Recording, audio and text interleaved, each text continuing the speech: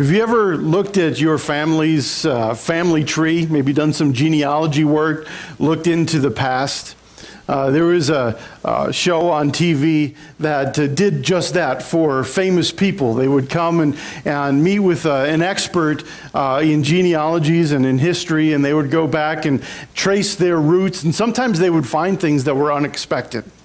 I know in our own family, we have found horse thieves, and people that may have been involved in things like the Salem witch trials, not the Salem witch trials, but things similar to that early in the history. And you look back and you're kind of surprised. In this TV show, there was one time where there was a black man who was looking at his history, and he goes back and he finds the name of the white slave owner who is his great-great-great-grandfather. And he doesn't know what to do with that. Can you imagine being in his place? Here's somebody who is one of your relatives, one of your ancestors, and yet such a horrible person. What do you do with that? Well, this morning we're going to be talking about Boaz, a son of shame. A man who, when you look at his past and how that would affect his life in Israel, he has great reason to be ashamed. Now, there's some things in his history that are not shining examples. And the way people in his clan and his family would have been treated would have been really hard. And yet, as we read Ruth chapter 2, we see this first verse says that Naomi had a relative of her husband's, a worthy man of the clan of Elimelech, whose name was Boaz. That even though Boaz has reason to be ashamed of his past, he's described as a worthy man. Some translations call him an honorable man. The idea here is he is a man held in high esteem, a man of great honor among his people. How does this happen? How does somebody with that past become a man of great reputation? And then as you read through the story in chapter 2, you find again and again and again Boaz showing this incredible kindness to Ruth. We're going to unpack that kindness a little bit more next week, but there are things that Boaz does in this story that nobody would have done normally. Like telling his reapers, drop some extra for her to pick up. And let her come and gather some from what you've gathered, from the bundles. And he makes sure that she's able to eat with them. She has water drawn for her, which would have been a little bit different at the time. So everything that Boaz does in this chapter is completely unexpected. How does a man who comes from this background end up loving, in a generous way, this woman? I want to be careful here when I say loving, because this isn't a romantic story, at least not yet. Here, Boaz calls Ruth his daughter, which is kind of a way of saying, I'm an old guy, and you're a young woman, and it's my job to care for you. It's more like a fatherly type of love at this point. So we haven't gotten to the love story portion of the book yet. And yet he does show great compassion and kindness and indeed love for Ruth. Where does that come from? Well, we're going to rewind the tape a little bit and look back into Boaz's history. Boaz is described as being from the same clan as Elimelech. And at the end of the book, we find there's a genealogy. And that genealogy shows that he is of the tribe of Judah through the line, the clan of Perez. Now there's a story in Genesis 38 of Judah and Tamar. And you can read that story for yourself. It's kind of an odd story. As you're reading through the book of Genesis, this story of Judah and Tamar seems to interrupt the flow of the story. It happens right in the middle of the Joseph narrative. And you think, why is this story even here? It seems out of place. And yet God had a purpose for it. And it's actually a very important chapter in the scope of the Bible. The story goes that Tamar was married to one of Judah's sons, and her husband died. It sounds familiar, doesn't it? This is pretty much the same story as Ruth in chapter 1.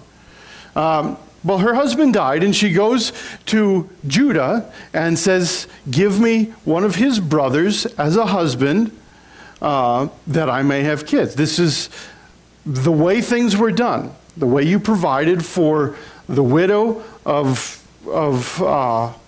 your brother or your family member was then you were responsible for marrying her and providing kids through her so that she would have someone to care for her. Well, there's a back and forth that goes on here, and Judah decides, I'm not going to do this. And so Tamar is left to fend for herself. She has been treated unjustly, and that's hugely important to remember in the story. Judah had the responsibility of caring for her, and he didn't do it. So Tamar is left to resort to whatever she can find to fend for herself. She has no one to provide for her. Just like Ruth and Naomi in the book of Ruth have no one to provide for them. They have to gather and glean and just fend for themselves. Well, eventually Tamar decides that her best hope of having a son is to trick Judah. And she poses as a temple prostitute and tricks Judah. And as the story goes on, she gives birth to sons, twins. Now, there's a whole interaction between Judah and Tamar in there that you can read. And eventually Judah admits that while what she did was wrong, she is more righteous than he, because what he did was even worse. And so there's this kind of shame and justice intermingled together in this story.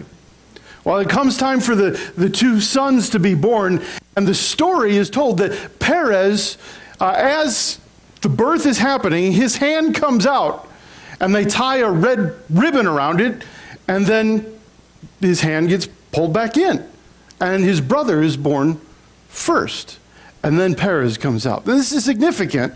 Because of that red tie, Perez now is the firstborn, because he's the first to come out of the womb. And so he's named Perez as someone who breaks forth. That's what the name means. And it becomes the identity for that clan. The whole clan is known as a people who break forth, a people who are strong, a people who are first to the charge, a people who are proud, but they're also known as the clan who came about through Tamar's adulterous ways. And so among the clans of Judah, they are considered to be a shameful group. A group that's set aside. A group that people did not want to have much to do with. And so they kind of kept to their own. They were very proud of their ways, but they were set aside from the rest of their people. This isn't the only shameful story in Boaz's past. In Joshua 2 and chapter 6, we find the story of Rahab. Rahab is the mother of Boaz. Now, this is the story that takes place just as Joshua is about to lead the people into the promised land. They're going to capture the promised land, and the very first city that they have to capture is Jericho. And Joshua sends spies into Jericho to spy out the land. Now, you remember, as the people were wandering in the wilderness, they came to the promised land the first time, and they sent 12 spies in. Joshua was one of those spies. And the spies came back, and 10 of them said, there's no way we can defeat the people here. But Joshua and Caleb said, this land is perfect. It's exactly what God said. And God is with us. We can go. But the people listened to the 10 rather than the 2. And so they had to spend the next 40 years wandering in the wilderness. Well, Joshua, when it's his turn, he sends in 2 spies. He picks 2 men that he knows. He doesn't have them come back and report to all the people, but he sends in 2 spies. And while they're there, the king of Jericho discovers there are spies in his city, and they have to flee, and they have to hide.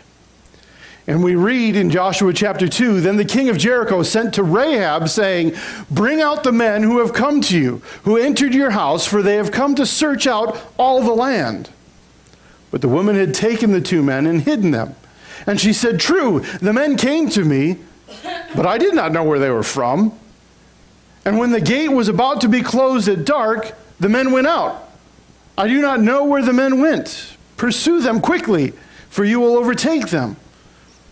But she had brought them up to the roof and hid them with the stalks of flax that she had laid in order on the roof. So what we have happening here is Rahab has a house that's on the side of the wall. And she is known throughout the city as being a prostitute. And the 2 men go to her house seeking a place to hide. Why would that be a place to hide? Because it's a place of ill repute, to use the common phrase. It's a place that honorable men would not go. It's a place that people wouldn't expect to find these spies. Well, the king finds out that somebody had seen them go into her house. Now, Rahab has a choice. She can turn over the spies to her king, or she can hide them. If she's a good citizen, she'll turn over the spies to her king, right? But there's something about Rahab that's different from everybody else in Jericho. And that she knows that the God of Israel is going to give victory to them over Jericho. And now she's faced with a decision. Do I continue on with my own country, with my own city, and with my own gods?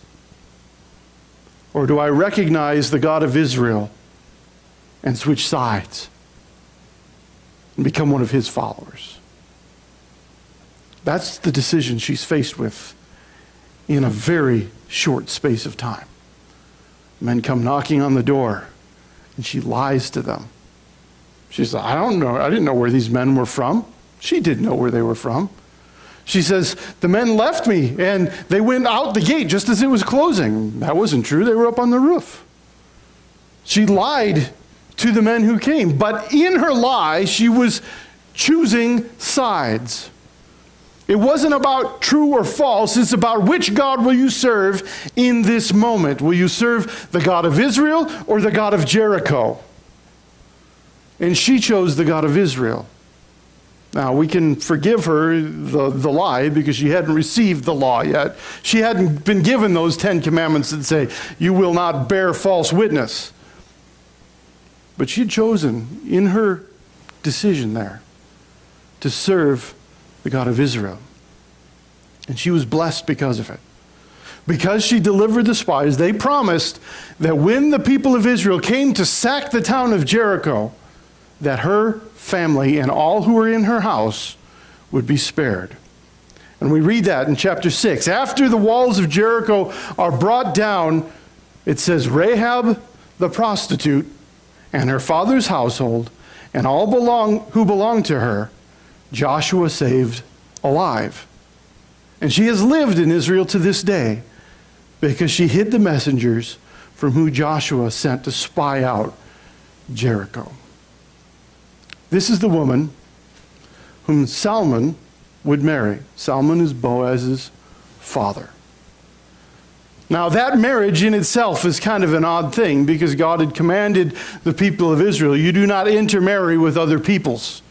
And here Rahab is kind of a unique person because she and her family are seen as switching sides. They're now part of Israel, and yet they aren't of the line of Abraham. And so this marriage would have been somewhat suspect. So Boaz grows up in the house of a woman who's known as Rahab the prostitute, who married Salmon in kind of a questionable marriage.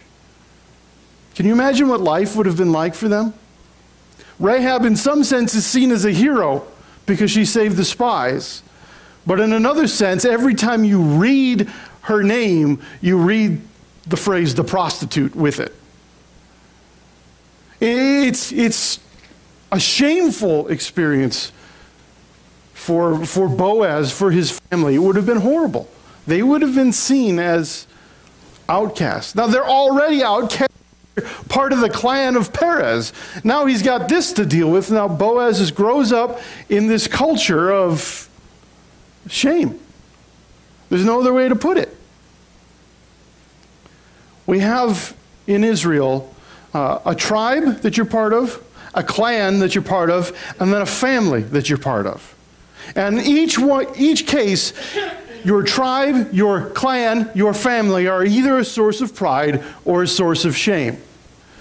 Boaz, in his case, he's part of the tribe of Judah. This is a really good thing.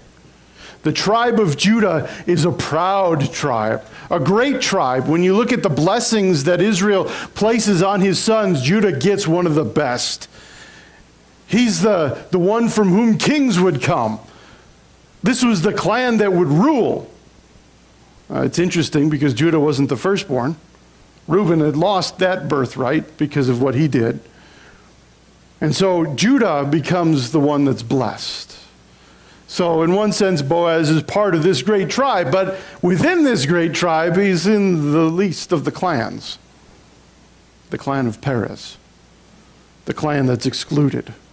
And within the clan of Perez, which family does he belong to? The family of Rahab the prostitute. The lowest of the families of the lowest clan of the greatest tribe. I don't know if that's a good thing or a bad thing, but it would not have been a blessing. It would have been a shameful place to live in. So why is all this significant? Why is it significant that Boaz is part of this shameful tribe that is dependent on the birth of Perez through Tamar's deception of Judah? Why is it important that Boaz's mother is a foreigner who happens to be brought in to the clan of Israel? Well, Boaz overcomes his family's past and becomes a man of great honor. That's important. But even more important than that is the answer to this question. Why did Boaz show kindness to Ruth when others despised her? Because he shared her shame.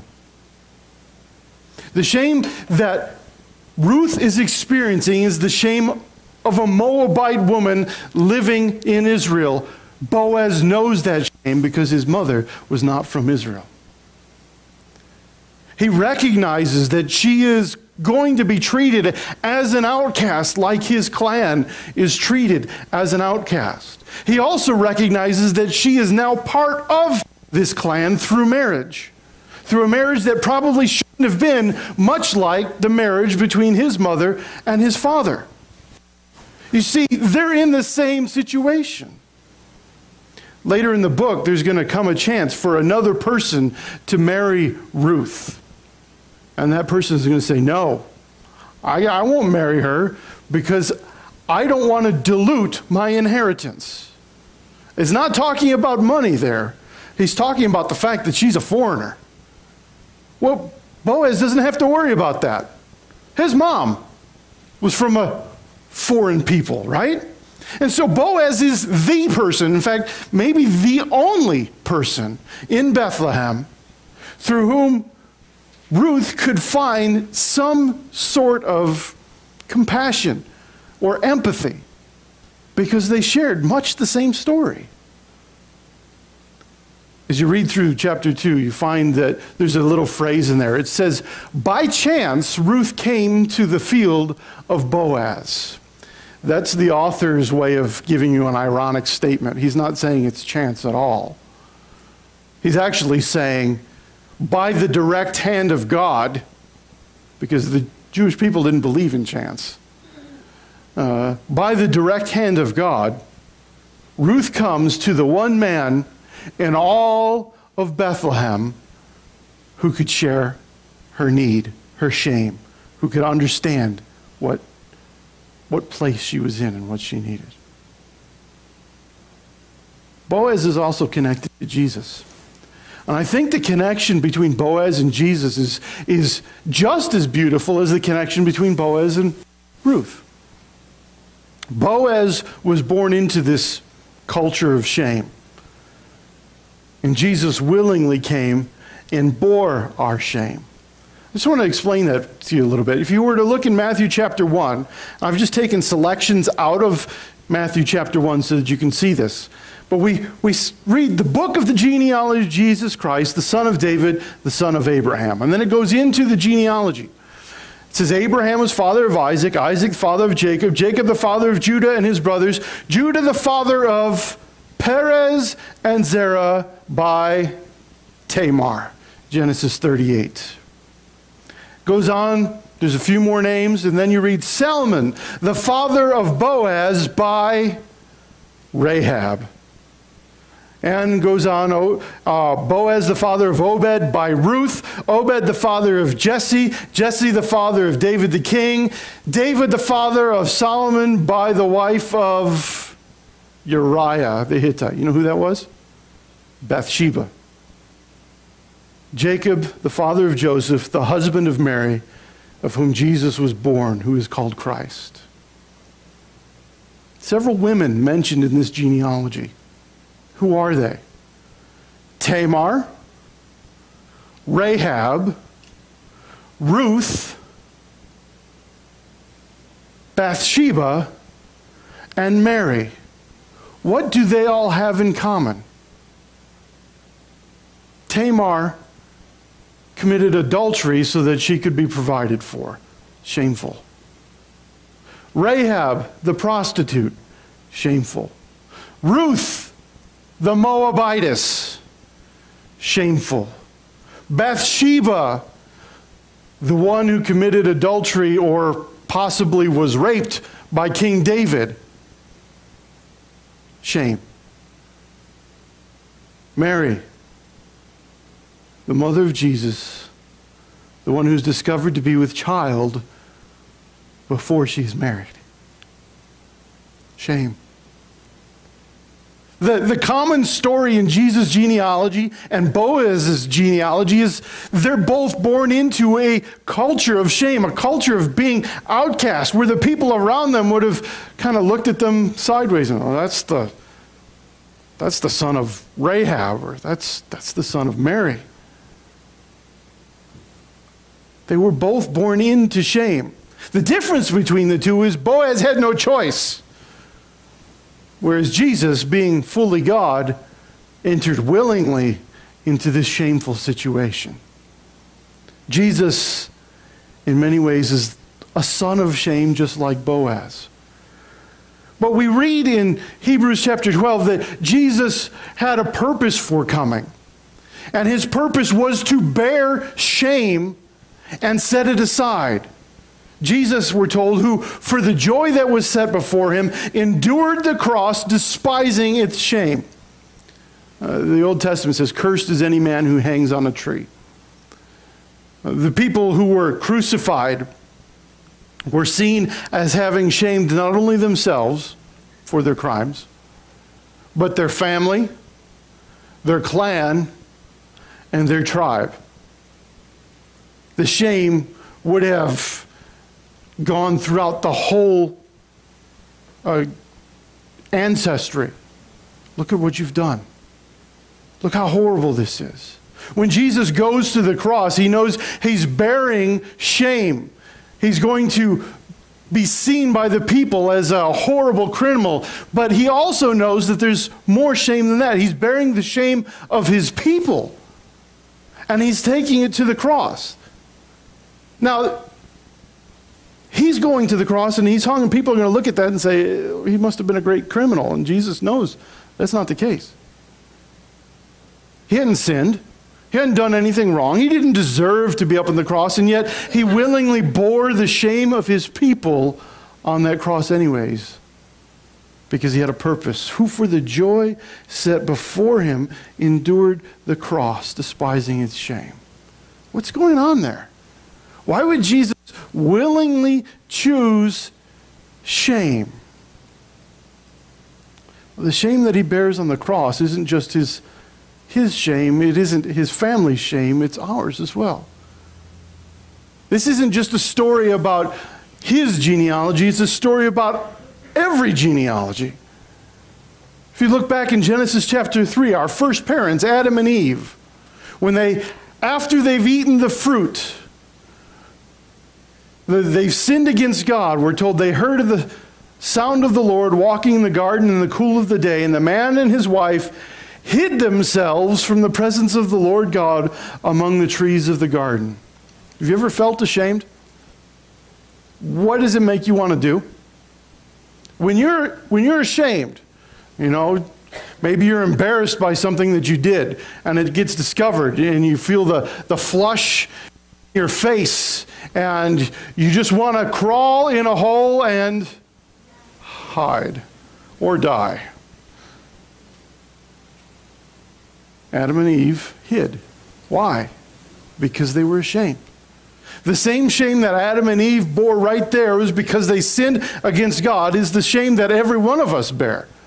From the beginning of history till now, every human being, apart from one, knows what shame feels like. And that one would have been Christ. Except he took our shame upon himself so that he would know the full weight of our sin. So that he could take our shame, bear it on the cross, and put it to death. Jesus entered into our shame to bring us freedom from that shame. You see, what we see in the book of Ruth is Boaz entering into the shame that he shared with Ruth and setting her free from it. That's what the story is all about. He's called a kinsman redeemer. He's brought her back and brought Naomi back. And at the end of the book, they're going to have joy and everything's going to be good again. They're redeemed. They're set free. The story of Jesus is the same, entering into our shame, taking it upon himself, paying the price for our sins, so that at the end of the story, we know what it's like to be free from shame. Totally, utterly forgiven. To be known fully to the deepest, darkest place of our sin, and yet to still be fully loved.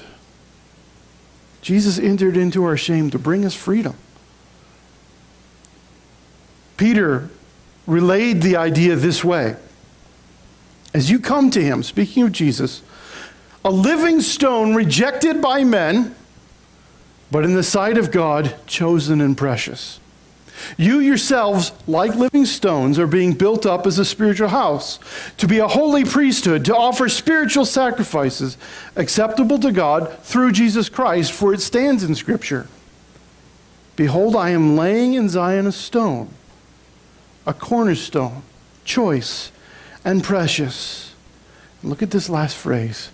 Whoever believes in him will not be put to shame. Can you imagine being Boaz? The shame of having a mother who's known as a prostitute. The shame of coming from a tribe that is seen as deceitful and different from everybody else. Could you imagine being Ruth, living in a country that's not your own, being treated like an outsider all the time? Could you imagine being Adam and Eve and hearing God walk in the cool of the garden and needing to hide from him? Do you know what shame feels like? I imagine you do, because I know what shame feels like. Shame is awful. I remember when I was in college, the deepest shame that I ever experienced was the time that I dropped out of my classes my sophomore year without withdrawing from school. I was depressed. I was feeling shame, and then my shame got worse. Failed every one of those classes. And I tried to hide it from my parents. You know what parents do? They help you pay for school. And here I'd literally blown everything that they'd paid and taken on debt and failed all these classes. You know what failing marks do to your overall GPA? It's not good. That summer, it was a summer of nothing but shame. I couldn't go anywhere without feeling totally ashamed. So what do you do when you feel ashamed? You hide. The report cards come from the college in the mail. Tear them up, throw them away before my parents would see. Dad asks, did your report card come? No, I don't know what happened to it. They must have forgot. Well, you better call and ask them to send another one. So I call and ask them to send another one. And then intercept that one and tear it up and throw it away. Did that report card come? I don't know what you're talking about. No, it hasn't come. Well, call them again. Have them send another one. 3 times. Fig leaves? Hide our shame?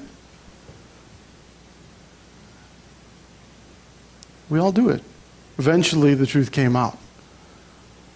And I had to admit to my parents, and it was the dark, most horrible moment in my life, but it was also the moment in my life where I realized I was completely unable to do anything to save myself, and my shame would be with me forever unless Christ did something about that.